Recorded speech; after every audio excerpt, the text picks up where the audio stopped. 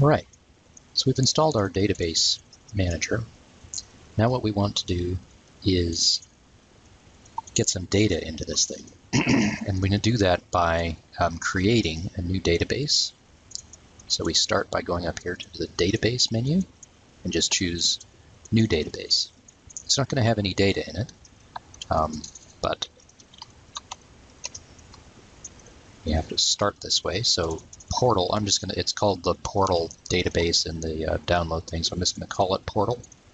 And the file is going to end up being called portal.SQLlite. And then next it's going to ask us for a location. And I've got mine in my Learn SQL directory and the data subdirectory. So that's where I'm going to put it. Okay, and now here we go. So now we've got a few things. So this tells us which database we're in, Portal SQLlite database. And then this is sort of a kind of table of contents for this database. We're going to discuss tables and views in the next few videos. Tables, the best way to think of a table is as a worksheet or it's very similar to a worksheet in Excel. So it's going to have rows and columns. Each column represents a different variable. Each row represents a different observation in that table. The key difference between a database and something like Excel is that a database is much more insistent on maintaining that tidy data structure that we talked about a couple of weeks ago, making sure that everything that's in a given column conforms to a particular data type and only to that data type. Make it much harder to put things in here that you can't, or put things in a database like this that you can't use easily, or change things to what it shouldn't be. The master table is simply describes what are all of these objects: tables, views, indexes, and triggers. Indexes and triggers we're not going to talk about. We really just need tables and views for pretty much everything you're going to do. So the first thing to do is to create a table. And so we're going to import. We can either go to database import here, or there's also on the toolbar an import button. And that opens up the import wizard over here. The first thing we're going to do is select a file. And it opens up in the same directory where we created our database. And the one I'm going to choose is the surveys.csv. So I'm just going to choose that CSV file. Now it hasn't imported anything yet. Now it's going to ask a bunch of questions about what it is that we want to do here. So you leave the name the same as the file name. It's descriptive, so that's helpful. We're going to need to tick this box, which is that the first row contains column names, just like we know that from our CSV files before. Comma are separated. We'll leave this blank, ignore trailing separator delimiter. And that's because we need to do that because there's some missing values in this data file. We can we leave all of the rest of those things as they are. Now, before I click OK, I just want to click on this tab here because this actually shows you some options that we don't need to worry about at the moment. Wasn't what I expected actually under there, but that's okay. We don't need to worry about the SQL tab. Okay, so we click OK. And we get a bit of a message up here. So there's actually 35,000 records in this CSV file. This is one of the reasons why you might want to use a database manager instead of, for example, using the dplyr functions for a lot of the things we can do in here, we could also do with dplyr inside R. But in general, a database manager is going to be faster when the data sets are very large. So that's just something to keep in mind.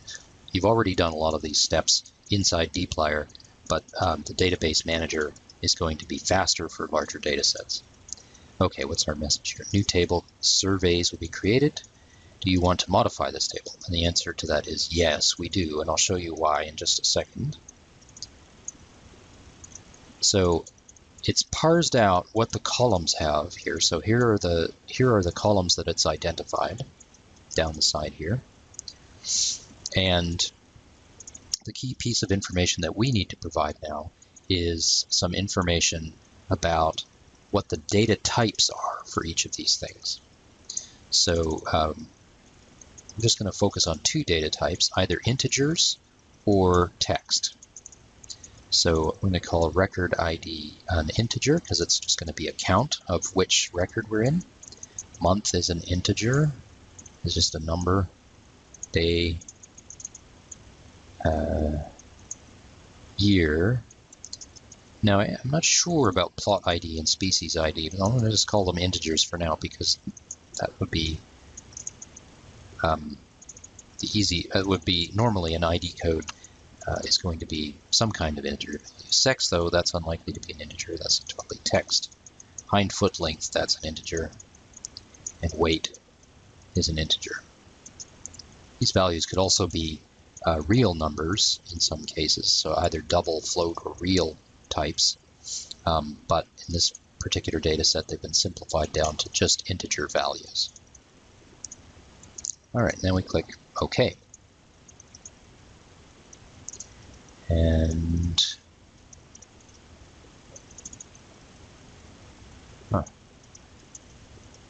okay, let's take a look at what we ended up with.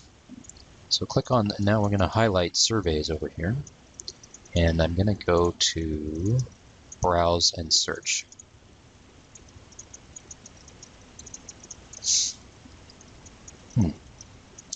So row ID, record ID, that was an integer. Month, day, year, that looks correct. Plot ID looks like a number. Species ID, sex was clearly a label. Now, so these ones are in blue because they are actually text, and we told the species ID to be an integer, so I'm not quite sure what happened there.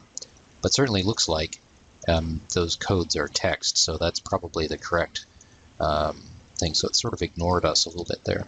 Hind foot length, and now you see these ones are pink. These ones are null, which is a database speak for a missing value. So this kind of gives us a nice overview of what's going on in this data set. Let's go back to structure.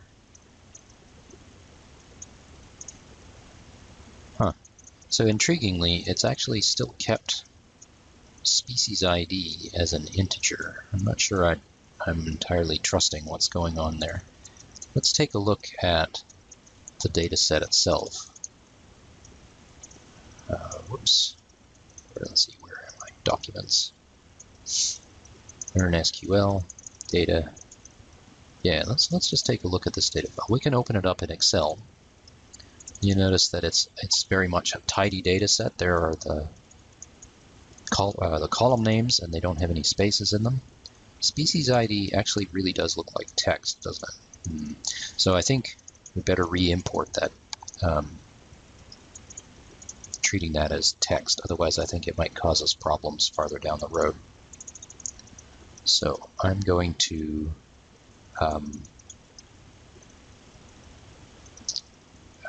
drop this table. Drop is SQL speak for delete in this case. Yes, that's what I want to do. Okay, so now I'm back to 0 tables. I'm going to import again. Surveys is still in there. Field names. Oops, what did I do now? Oh, didn't specify the file. There we go. Okay.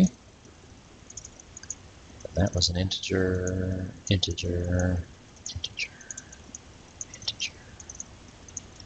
Species ID is, that's the one that should be text. Sex, there we go, text, integer, integer.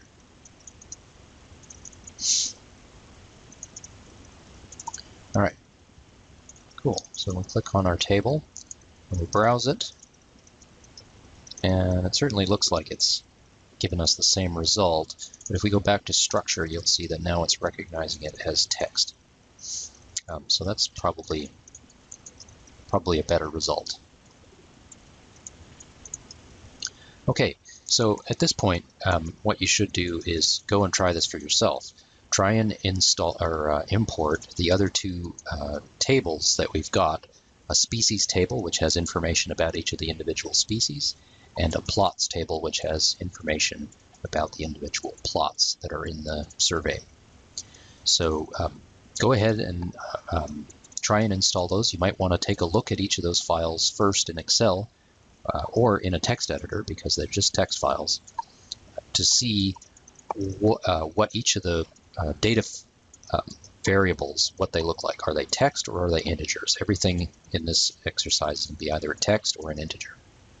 And then go ahead and see if you can import those in. What you'll end up with is you should have 3 tables over here on the side: surveys, plots, and species.